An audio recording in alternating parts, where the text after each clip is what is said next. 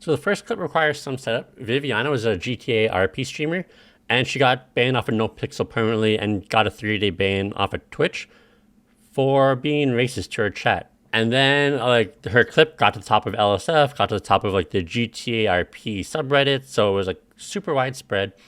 xQc watched it, and essentially all he said is like, wow, or like, that's out of pocket.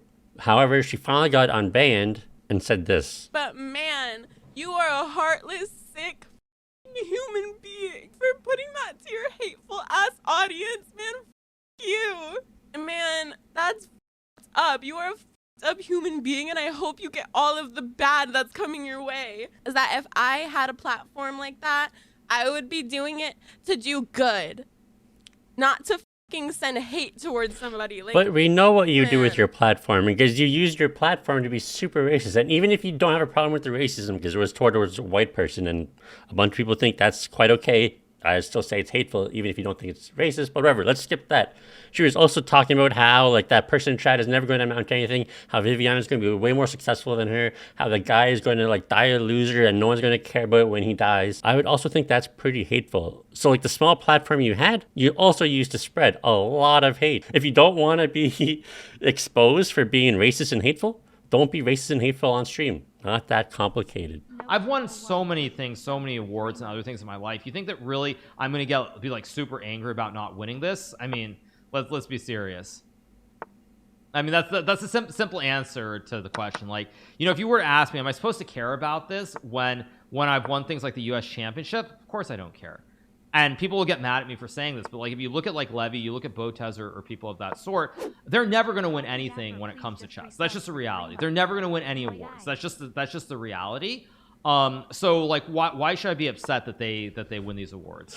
Okay, so he's not upset that he didn't win the Stream Awards, and I don't think people are going to get upset for him saying the obvious. I don't even think Levy would argue that he's never going to win anything in the actual chess world. But it definitely makes it seem like you're a little upset when you start bragging about all these actual awards that you won and how these other people are never going to win anything like you've won. Makes you seem just a little bit upset. Are you gonna come over here? I don't care if you're drunk, it's fine. I'm safe. I have 2 roommates that will make sure you're safe. One is a woman, and then one is a guy, and one is Asian, and the other's white. It's 2 different races, and I'm black and white, so you know you're in a safe area. Just know you're fine. What does the race of the people have to do with whether or not you're safe to come over when you're drunk? Like, I can understand why he like brings up, oh, there's a woman here too, so I'm not gonna insult you, but what does their race have to do? That's weird. And I'll give you my address and you can give it out. You know, I'm a public figure. If I do anything, you can put me on the internet. Do you know what a twitlonger is? If I do anything, you can handle me. Stop trying to debate the no. Like, why are you so desperate that you want like a drunk girl that you have never met from Tinder to come over to your house if you aren't going to try to do anything? Like, imagine like his argument is, you're drunk. If you come over to my place, I could assault you, but you can make it twit longer. So that makes it okay. Like, what? How many Twitch streamers right now have twit-longers about them doing like sexually inappropriate things, and their career is just fine? I don't think the twit-longer card is as strong as he thinks it is. Kind of a couple red flags in this like 60-second clip. Yes, but I think sometimes words aren't enough. I think the action has to be, you know, there has to be action as well, right? So for example, I think, you know, some of the systems that you think should be in place in America, right? I think you should show through action. So for example, like on a proportional level, right? You don't think that him raising like millions of dollars for the Turkish earthquake and stuff is practice? I think it's nice to crowdfund and to, you know, match a small percentage of that yourself. But I do think, like, I'm talking about the systems, right? So the mental health care systems, I think they should be implemented. I think all the systems that, you know, he talks about that I think are great systems, I think, you know, he should, you know, lead by example in that way and kind of implement within his community, show that it works, right? If you expect a country of 335 million to implement it this far in, then I think someone with 20, 30,000 viewers can implement it on a smaller scale, show that it works. Like, this just proves that there's nothing that Hasan can do, whether or not you like agree with his theories. Like, there's nothing that Hasan can do to make his haters like think that he's doing enough. Like, Train is saying, like, if Hasan is like wants the socialized medicine so much, why doesn't he just do it for his community to prove that it works? And that way American can see that it works, and then they can have it across the whole country. So I guess China is just ignoring how like every other country in the world uses socialized medicine. Socialized medicine doesn't really work on a small scale. You really can't have it for like 20 or 30,000 people. The reason why socialized medicine works is because you have millions or tens of millions of people all under the same system, and then you can use all those people to negotiate better prices. That's like why unions work.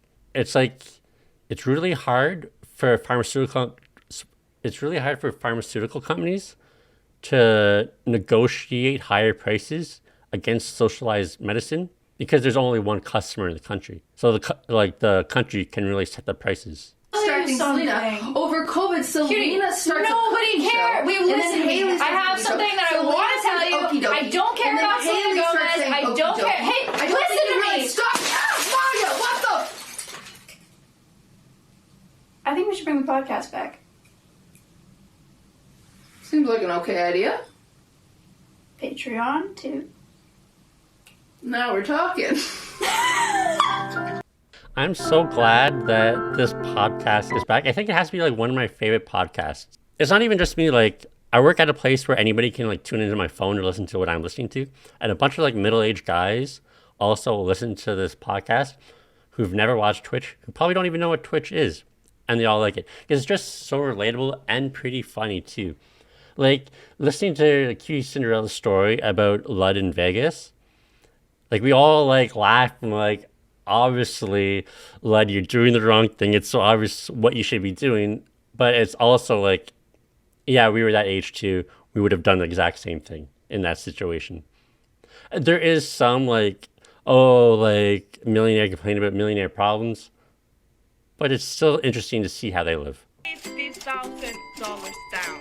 But that is nothing for her, because her show was just a spam of ads. This is what pain looks like. Okay. This is what it looks like. Okay, dude. Okay. Fuck Yeah, the yeah. This shit goes way too far. You know. Exploitation and objectification of women is exhausting. Huge thank you to our sponsor Fansly for sponsoring the I don't Streamer wanna Awards. watch Make this, sure to you be follow honest. the Fansly account. For Okay, so there was a lot of ads in the Stream Awards, but like Jeff Keighley's awards gets accused of the same thing. Like there are a lot of ads because that stuff is expensive. But like this doesn't make sense. So like calling QtCinderella a hypocrite for having that sponsorship isn't hypocritical. Because like she's saying like you can't be upset about fakes because that sexualizes women, but this site also sexualizes women. But the problem with the fakes isn't that it sexualizes women. The problem is that it's unconsensual, while this site is consensual. That's the difference. If you want to call QtCinderella a hypocrite, you could have gone, she had a problem with fakes. She wants to make Twitch like a safe space for like women to be like safe in and to be comfortable in. But then have people like Hasan win the biggest award of the night. That's hypocritical because of what he was accused of. But then again, if you're being honest, you're like, if QtCinderella would have blocked Hasan from winning that award, that would have opened a whole other can of worms, and I can't really blame her for not doing it.